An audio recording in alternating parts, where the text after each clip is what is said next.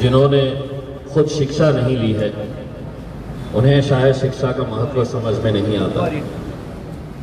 मैं किसके बारे में बोल रहा हूं आप अच्छी तरह से जानते हैं। ये दुर्भाग्य है इस जिले का कि अनपढ़ लोग इसका नेतृत्व कर रहे।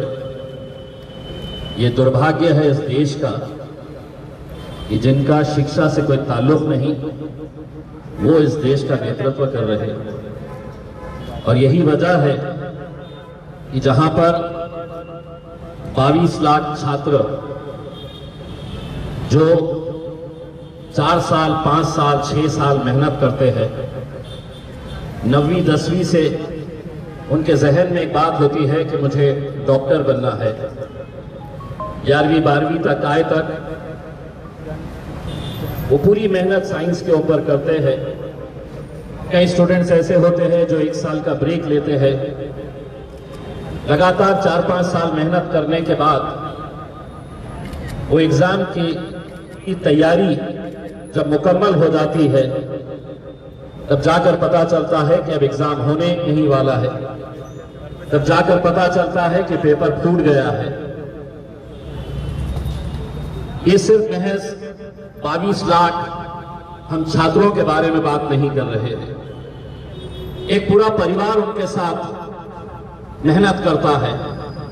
अगर लड़का लड़की है तो उनके माँ बाप, उनके भाई बहन ये लगातार 4-5 साल घर का माहौल इस तरीके से बना के रखते हैं कि हमारा बच्चा, हमारी बच्ची ये एंट्रेंस एग्जाम की तैयारी कर रही।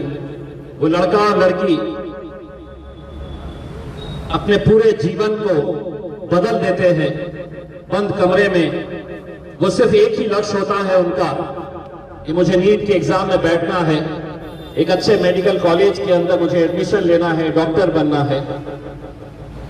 आज सुबह से हमने सोशल मीडिया के ऊपर एक वीडियो देख रहे हैं जहां पर इस मुल्क के वजीर आजम अरब मुल्क के एक बादशाह को गले लगाने के लिए अपनी बाहों को फैलाए, अपने हाथों को चौड़ा करके वो किस तरीके से उनसे गले मिलने के लिए जा रहे हैं। आप खुद वो सोशल मीडिया के ऊपर देख सकते हैं। ये वक्त ऐसा था कि पंतप्रधान नरेंद्र मोदी साहब सारे दौरे उन्होंने कैंसिल करके उन बच्चों के हौसला बढ़ाने के लिए यहां पर रहने की जरूरत थी। वो बच्चे जो आज एक एक्सट्रीम स्टेप लेने के ऊपर मजबूर हो गए। कितने बच्चे आत्महत्या कर रहे हैं महज इस बात के लिए कि हमारी मेहनत इतने सालों की। कितने बच्चे आज टीवी के ऊपर आकर रो रो कर अपने बयानात दे रहे हैं और मुल्क का वजीर आजम एक अरब मुल्क के मुसलमान लीडर को गले लगाने के लिए अपनी बाहें फैलाकर किस तरीके से गर्मजोशी के साथ उनसे गले मिल रहे हैं। आज गले मिलना है तो आपको उन बच्चों से मिलिए, उन बच्चियों से मिलिए जिनकी जिंदगी आने वाले वक्त में उनकी जिंदगी कैसी होगी उसके ऊपर एक सवालिया निशान खड़ा हो गया है। आपने तो ये ऐलान कर दिए हैं कि आप गाड़ियों का इस्तेमाल मत करो, पेट्रोल को बचाओ, डीजल को बचाओ, सोना मत खरीदो, विदेश का दौरा मत करो। देश को आपने जो भी प्रवचन देना था, अपनी मन की बात करना था, वो मन की बात करे। हवाई जहाज में बैठे और 5 मुल्क का दौरा करने के लिए निकल पड़े आपने। अगर सही मानों में आप इतने ही अगर इस देश के लिए चिंतित थे तो आपने अपने भी दौरे कैंसिल करना था। आपने खुद पे जिस तरीके से आज आपके भारतीय जनता पार्टी के नेता नाटक और नौटंकी कर रहे हैं, कोई साइकिल के ऊपर जा रहा, कोई मोटरसाइकिल के ऊपर जा रहा, आगे गाड़ी पीछे गाड़ी, रिकॉर्डिंग कर रहे हैं कि हमारे नेताजी जो है वो साइकिल पर जा रहे हैं, हमारे नेताजी मोटरसाइकिल के ऊपर जा रहे हैं। लेकिन उनके पीछे जो गाड़ियां उनको वीडियो शूट कर रही है ये भी हम देख रहे हैं। बंद करिए ये नाटक। आज हम ये मांग करते हैं हुकूमत से कि जितनी सख्ती के साथ इस मामले को निपटना चाहिए, कोई कसर नहीं छोड़नी चाहिए। लेकिन अफसोस के साथ ये कहना पड़ता है कि हुकूमत की नजर अगर नीदा के ऊपर है तो वह नीट के ऊपर कैसे नजर रख सकती है? आपकी नजर सिर्फ मतीन के ऊपर है तो आप मेडिकल के स्टूडेंट्स के ऊपर कब ध्यान देने वाले हैं? आपको तो अपनी घटिया राजनीति से फुर्सत नहीं है। इस चौराहे के ऊपर जहां हम खड़े हैं, वही चौराहे के सामने आज छत्रपति शिवाजी महाराज के पुतले के सामने हम खड़े हुए हैं। यही छत्रपति शिवाजी महाराज का नाम लेकर न जाने कितने घटिया नेता इस राज्य के अंदर, इस जिले के अंदर पैदा हुए हैं, जो अपने कार्यक्रम की शुरुआत छत्रपति शिवाजी महाराज के नाम से करते हैं। हम उन तमाम लोगों से ये अपील करना चाह रहे हैं, चाहे वह अतुल सावे हो, करार हो, संजय सिरसाट हो, केनेकर हो, भगवत करार हो, तुम्हें भी ये चौखट के ऊपर आना पड़ेगा, ये चौराहे के ऊपर आना पड़ेगा। अगर छात्रों के लिए अगर तुम्हारे दिल में जरा सी भी तड़प है तो अपने राजनीतिक मतभेद होंगे, आपकी अपनी राजनीति होगी, लेकिन आज देश के भविष्य का सवाल है और उस देश के भविष्य के लिए आपको भी यहां पर आकर यह मांग करनी होगी कि देश के एजुकेशन मिनिस्टर को सस्पेंड किया जाए, बर्खास्त किया जाए उसे, वरना ऐसे ही होते रहेगा।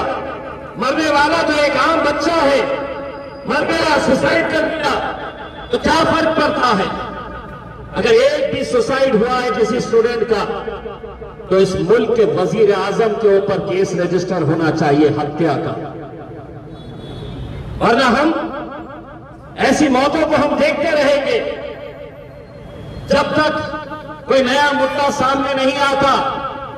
मीडिया वाले चलाएंगे, फिर उसके बाद एक नया मुद्दा आएगा तो काय का नीट, काय का पेपर फूटने का विषय, कोई और मुद्दे के ऊपर हम कूद जाएंगे।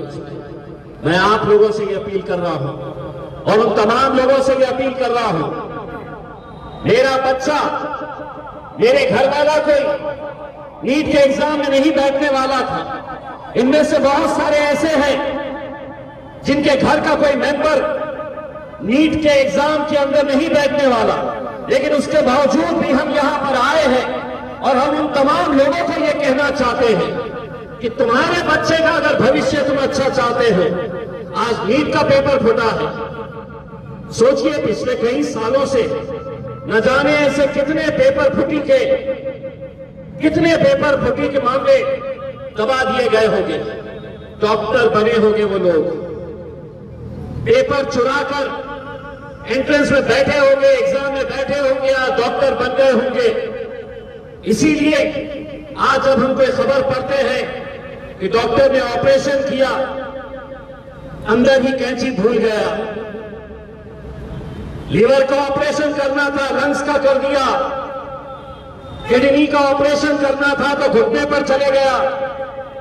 ये वही डॉक्टर्स हैं जो ये पेपर चुरा कर डॉक्टर बने हैं।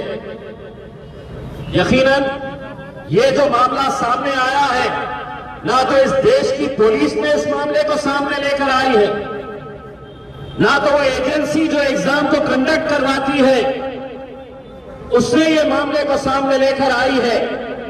वो छात्र जो मेहनत कर रहे थे उन्होंने इस मामले को उजागर किया और उन्होंने पुलिस, हुकूमत, सरकार, प्रशासन को ये बताया कि देखिए हमारे व्हाट्सएप के ऊपर ये पेपर आया है, ये क्वेश्चन आया है, तब जाकर ये मामला खुला है। वरना एजेंसी, पुलिस क्या कर रही है? क्या ये सवाल इंटेलिजेंस डिपार्टमेंट को नहीं पूछा जाना चाहिए कि क्या कर रही थी तुम्हारी पुलिस, क्या कर रही थी सीआईडी, इंटेलिजेंस डिपार्टमेंट, खुफिया विभाग, कि उन्हें पता नहीं चला कैसे 7-7 लाख रुपए के अंदर पेपर खरीदे गए? 7-7 लाख के अंदर। हमें अफसोस इस बात का है कि एक जो प्रोफेसर पकड़ा गया है वो हमारे ही मराठवाड़ा से ताल्लुक रखने वाला है। देश के अंदर पेपर फटा है। एक जो प्रोफेसर पकड़ा गया है वो पूना के किसी एक कॉलेज का है। कुलकर्णी साहब नाम है उनका। अब आप खुद समझ जाइएगा कि मामला कहां तक जाने वाला है। अंदर जाएंगे, बाहर आ जाएंगे, नाम कुलकर्णी है। तो कोई कार्रवाई कैसी होने वाली है ये हम भी अच्छी तरह से जानते हैं, लेकिन हम ये मांग करते हैं कि किसी ना किसी के ऊपर तो अकाउंटेबिलिटी फिक्स होनी चाहिए, किसी ना किसी को सख्त सजा मिलनी चाहिए। सिर्फ एक पेपर सेट करने वाला या लीक करने वाला इसके लिए जिम्मेदार नहीं है। करोड़ों रुपया खर्च करके बच्चों से फॉर्म भरवाया जाता है और उसके बाद ये नतीजे अगर आते हैं तो सोचिए कि उन बच्चों की हालत कैसी है।